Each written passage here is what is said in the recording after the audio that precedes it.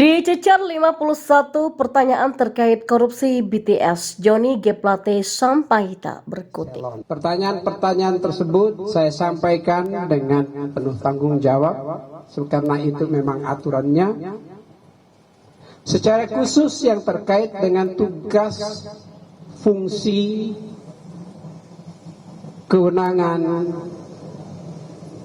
sebagai Menteri Komunikasi dan Informatika, permasalahan hukum pembangunan base transceiver station 4G pada Badan Layanan Umum Bakti yang berada di Kominfo sebagai organisasi non-eselon. Itu sebetulnya sudah menggambarkan kemudian memang indikasi-indikasi, dugaan-dugaan yang dibangun oleh kejaksaan melihat dari bukti-bukti yang ada.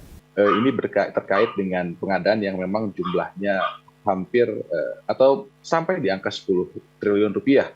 Dan kejaksaan pun juga telah menyampaikan bahwa ada potensi kerugian negara itu yang mencapai sekitar 1 triliun, itu menurut audit dari BPKP. Jadi memang ini bukan perkara yang kecil, kita berharap juga bisa berjalan dengan. Ya, karena ketika Kejaksaan Agung memeriksa atau menggeledah kantor Kominfo, itu langsung muncul pernyataan, oh enggak, ini bukan kasus korupsi, ini cuma pendataan. Kejaksaan Agung menetapkan 4 orang tersangka dan ini murni resmi menjadi kasus korupsi. Jadi mungkin gara-gara itu Johnny G. Plate ini yang sebelumnya cukup percaya diri gitu ya, akhirnya sekarang lemah. Dia down itu gitu ya, dia kaget gitu.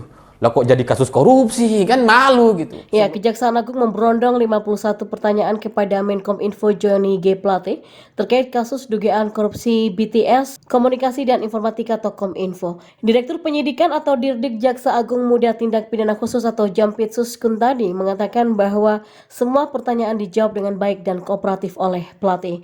Kuntadi juga menjelaskan pemeriksaan politis Partai Nasdem ini terkait dengan kapasitas dirinya sebagai Menkominfo yang mengetahui sejauh mana pengawasan BTS Kominfo.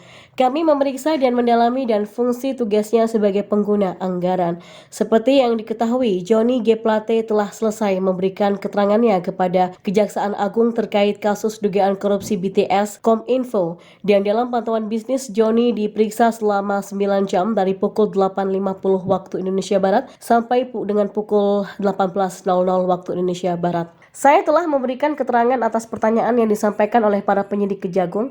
Pertanyaan tersebut saya jawab dengan penuh tanggung jawab, kata Plate di Kejagung pada Selasa 14 Februari 2023. Lebih lanjut, politisi Partai Nasdem juga mengatakan bahwa dirinya akan kooperatif jika nantinya keterangan darinya masih dibutuhkan untuk menumpas kasus BTS Kominfo ini. Diketahui Menkominfo Johnny G. Plate tiba di Gedung Bundar Kejaksaan Agung atau Kejagung untuk memenuhi panggilan sebagai saksi dalam kasus dugaan korupsi BTS Kementerian Kominfo. Dan berdasarkan pantauan bisnis di lokasi, Plate kemarin tiba pukul 8.50 waktu Indonesia Barat dengan menggunakan kemeja warna biru dongker atau navy.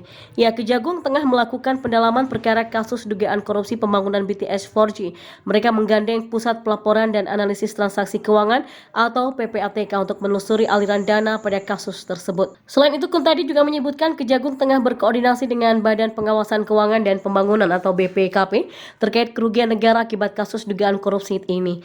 Terkait itu, dia mengatakan belum dapat memberitahu terkait jumlah kerugian yang telah dialami oleh negara. Kuntadi juga menambahkan pihaknya telah melakukan tindakan pemblokiran terhadap beberapa rekening yang terbukti terlibat menerima aliran dana. Selain itu, lanjutnya Kejagung juga melakukan penggeledahan terhadap 2 perusahaan. Ya, kasus korupsi BTS Bakti Kominfo bermula dalam rangka memberikan pelayanan digital di daerah terdepan, terluar dan juga tertinggal. Kominfo membangun infrastruktur 4.200 site BTS.